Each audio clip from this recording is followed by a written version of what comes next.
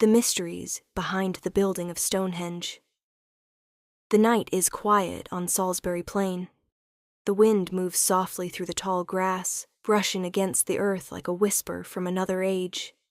And there, rising from the mist, are the stones. They stand tall and solemn under a pale moon, gray sentinels guarding secrets 5,000 years old. Each stone has its own weight, its scars, and its own story. Together they form a circle of silence, a crown upon the land. For as long as anyone can remember, people have come here to stare and to wonder. Who built this circle? How did they move such impossible stones across hills, rivers, and time itself? And perhaps, most of all, why? The breath of the earth. Long before cities or kings, before pyramids or iron, this land was already sacred. Thousands of years ago, the people of Britain looked out across the plains and saw the sky as a map and the earth as a living being. They read the seasons through the flight of birds, the rise of the moon, and the length of the shadows in the grass. To them, the world was not separate from spirit, it was spirit. Every river had a memory. Every stone had a soul. When they first gathered here, around 3100 BC, there were no stones yet. Only a great circular ditch cut into the chalk, gleaming white beneath the sun. It was a vast ring in the earth, 6,000 feet around, shaped by hundreds of hands. Inside that circle were 56 shallow pits, what we now call the Aubrey Holes.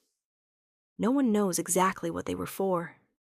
Perhaps they held wooden posts that framed the sky. Perhaps they marked the turning of the stars. Or perhaps they were graves, resting places for those who had gone to the spirit world. When the people gathered there, they might have carried torches, their flickering flames reflecting off the chalk walls. The air would have smelled of wood smoke, sweat, and rain. Children would have watched in awe as the elders chanted, their voices carried on the wind. This was the beginning of Stonehenge, an idea born from earth and sky. The coming of the stones centuries passed. The world around them changed. Forests grew thick and dark, filled with deer and wild boar. Tribes moved across the land, trading flint, food, and stories. And still, the people returned to the circle on the plain. Then one day, something new began. They decided to raise stones. The first were the blue stones, hard, smooth stones with a faint blue shimmer when wet. They were unlike anything found nearby. Their home was far away, in the Preseli Hills of Wales, nearly 200 miles distant. To move even one of them would have been a feat beyond imagining. Some say they dragged them over land, using ropes woven from plant fibers and sledges carved from oak. Others think they floated them along rivers, lashed to wooden rafts that creaked and groaned under the weight. Perhaps they did both, pulling, pushings, and praying. It must have taken years, whole lifetimes maybe. Children who watched the stones arrive might have grown old before the circle was complete. And yet, they did it. They brought each one here to this open plain, shaping them, arranging them, and setting them upright in rings and ovals, whose purpose no one alive today can say for certain. Perhaps they believed the stones themselves had power. Perhaps the journey was part of the ritual, that to move the stones was to move the world. The Sarsens later came the giants, the Sarsen stones. These were massive slabs of sandstone, each weighing 20 to 30 tons.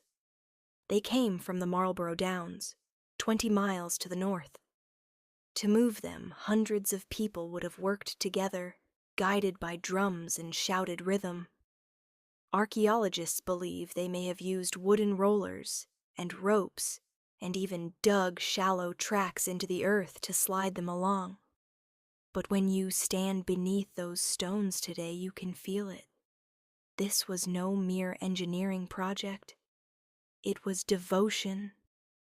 They carved the tops of the sarsens flat and laid other stone across them like bridges, fitting them together with precise joints, tongue and groove, like carpenters working in wood.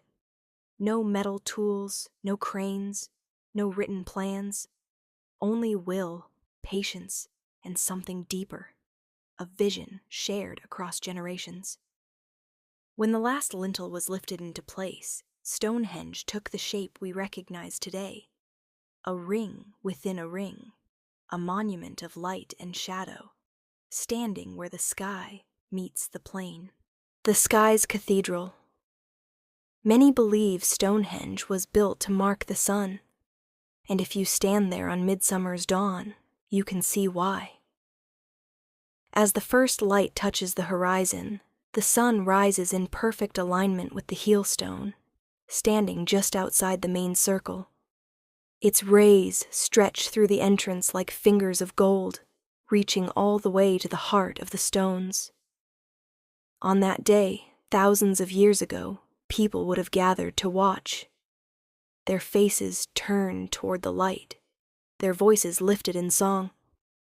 Fires might have burned all night, and when the first beam broke over the horizon, silence would have fallen across the crowd. A silence filled not with emptiness, but with awe. To these people, the sun was life. Its return each summer was a promise renewed. Stonehenge, they believed, might have been the place where earth and sky met, where the human world could touch the divine. A place for the dead and for the living. Long before the sarsens were raised, the plain around Stonehenge had already become a resting place for the dead. Archaeologists have found dozens of cremated remains buried in and around the ring. Men, women, and even children. Some show signs of careful preparation, of ceremony and care. It was not death alone that brought them here. It was remembrance. Nearby, at Durrington Walls, traces of a great settlement have been found. Wooden houses, pottery, tools, animal bones, all signs of a bustling community. Some believe the people who built Stonehenge lived there. Others think it was a festival site, a place of gathering before great rituals on the plain. Between Durrington Walls and Stonehenge runs an ancient avenue carved into the earth. It leads to the river Avon, as if guiding souls from water to stone, from the world of the living to the world of the dead. Many archaeologists think that Durrington represented life and celebration, while Stonehenge represented eternity and the ancestors. Together, they formed a bridge across existence. The healing circle. Another theory says Stonehenge was a place of healing. The blue stones, said to come from mountains in Wales known for sacred springs, were thought to carry the power of health and renewal. Bones found near the site show signs of injury and disease, people who may have journeyed from far away seeking a cure. Perhaps they believed that standing within the circle could draw away pain, or that touching the stones could restore strength. Imagine the scene. A man limping from miles away, his arm bound in cloth, his face lined with exhaustion. He arrives beneath the towering stones as the sun sets red in the west. Priests, if that's what they were, chant softly in the gathering dusk. He kneels, places his hand upon the cool stone, and whispers his hope into the silence. Did it work? We'll never know. But even now, many visitors speak of a strange calm in the air, a sense that the place itself is alive. The stones of memory. Some scholars believe Stonehenge was a great library, a place to remember. Not in words or books, but through stone and pattern. In cultures without writing, memory was sacred. Stories, histories, laws, and rituals were passed down through song and ceremony. The layout of the stones may have served as a kind of memory system, a way to store knowledge across generations. Each stone could have represented an ancestor, a story, or a season. Walking the circle might have been a way of recalling the world's order, rehearsing the myths that bound their society together. To forget the pattern would be to lose their place in time. So Stonehenge may not only mark where they gathered, but also how they remembered who they were. Echoes of sound. There is another mystery, more subtle yet equally haunting. If you stand within the stones and speak, your voice changes. It deepens. It carries. Sound lingers, bouncing from one slab to another. Some researchers believe this was deliberate, that the builders understood how sound moved through stone and space. They might have used it during rituals, creating echoes that made their chants seem otherworldly, as if the gods themselves were answering. The circle may have been made for sound as well as sight, an earth instrument tuned to the sky.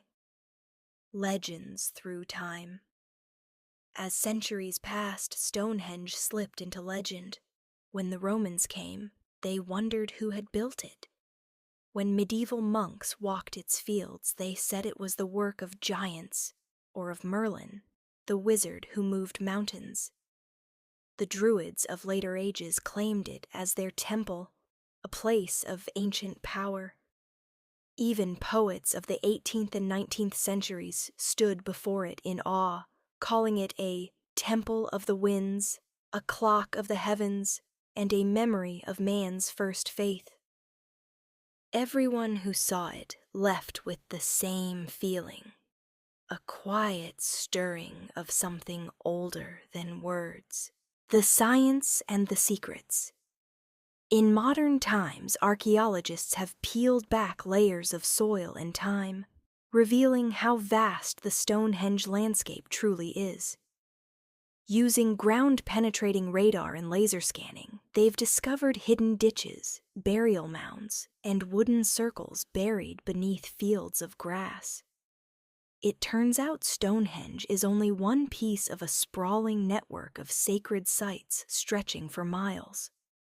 They've traced the chemical fingerprints of the stones, proving that the Sarsens came from a single ridge of land 20 miles north. They've mapped ancient roads leading toward the monument, suggesting planned routes for festivals or processions. They've even found animal bones near Durrington walls that came from as far away as Scotland, evidence that people traveled enormous distances to be part of whatever Stonehenge once was. And still, the final answers elude us. For every discovery, a dozen new questions arise. It's as if the stones themselves are playing a game of silence, allowing us to see just enough to keep us wondering. The builder's world. The people who built Stonehenge lived lives that were simple on the surface, but full of meaning. They hunted, farmed, and fished. They built homes of timber and thatch, and painted their pottery with spirals and lines that echoed the shapes of stars. They carved tiny figurines from bone and stone, perhaps gods, perhaps ancestors. They raised children who grew to work beside them and who learned to read the land and the seasons. In the evenings, they would have gathered by the fire, telling stories while the night wind whistled through the plains. Maybe they looked toward the dark horizon where Stonehenge stood and saw it glowing faintly in the moonlight. To them, it must have felt eternal, a bond between their world and something greater. Seasons of the stones. If you visit Stonehenge in the summer, the air hums with warmth and the buzzing of bees. Ease, the stones seem almost gently standing, bathed in golden light. In winter, it's different. The wind cuts cold across the plain, and the stones turn black against the snow. In the deep silence of January, they feel alive, as if breathing frost. Imagine those ancient people standing. They are present in each season, watching, listening, and waiting. The circle may have been their calendar, their compass, their altar, and their memory. I have been their calendar, their compass, their altar, their memory. It was never just one thing. It was everything. The silence of the ages. Time has eroded much, but not the feeling. When you stand among the stones today, the world seems to fall away. The hum of cars fades away, and the chatter of tourists becomes quiet. Tourists grow quiet. Of tourists grows quiet. You feel the weight of centuries pressing gently on your shoulders. Each stone holds the warmth of the sun by day and the cool breath of stars by night. Each one has witnessed births, deaths, storms, and solstices beyond counting. It is said that those who listen closely can still hear the echo of drums, the murmur of voices carried on the wind. Perhaps that is only imagination. Or perhaps imagination is exactly what the builders hoped to awaken. The meaning of mystery. We live in an age of answers. We like explanations, diagrams, and proofs. But Stonehenge resists all that. It is not meant to be solved. It is meant to be felt. It reminds us that mystery has its own power, that sometimes not knowing is what keeps wonder alive. And in that way, the people who built Stonehenge succeeded. Their monument still makes us pause, still makes us look up at the sky and ask questions older than history. Epilogue. The stones remain. The wind moves again across Salisbury Plain.